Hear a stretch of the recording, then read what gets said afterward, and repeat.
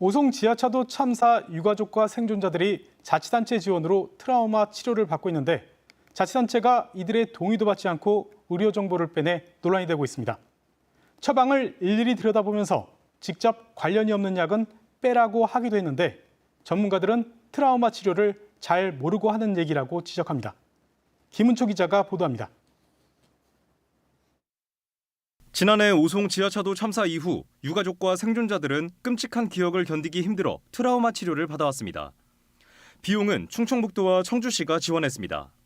그런데 자신들도 모르는 사이 지자체가 정신과 병원에서 진료 기록과 처방 내역을 가져가고 있다는 사실을 알게 됐습니다. 영수증이나 의사 소견서뿐 아니라 세부 의료 기록까지 가져가고 있던 겁니다.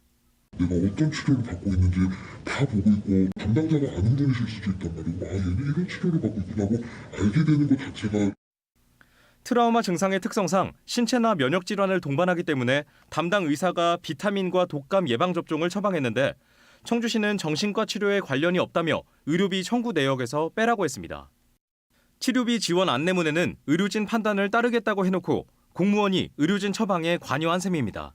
모든 환자들 다 둘러보고 누구 왜 비타민 투과했어요? 딱 찍어가지고 지적을 했어요. 한다고는 생각하면 기내가 통증돼서 피로감을 호소하고 있는데 의료인으로서는 처방하는 게 낫고. 청주시는 치료비 지급을 위한 필수 구비 서류라 진료 기록을 받았고 급박한 상황에 치료 지원을 위해 개인정보 동의 절차를 거치지 않았다고 설명했습니다. 또 의료비 청구에서 처방 내역을 뺀 건 심리치료와 관련 없다고 판단했기 때문이라고 밝혔습니다. 정신적인 치료에 관련된 것이 맞는 건지는 한번 짚고는 넘어가야 상식적인 선에서 독감이 그 심리치료하고 관계가 된다고 생각이 저는 안 들거든요.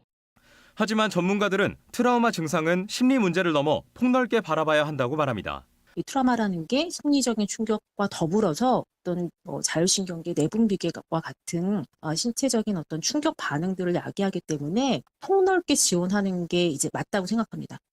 환자 동의 없이 민감한 진료 세부 기록을 요구한 건 의료법 위반 소지도 있습니다.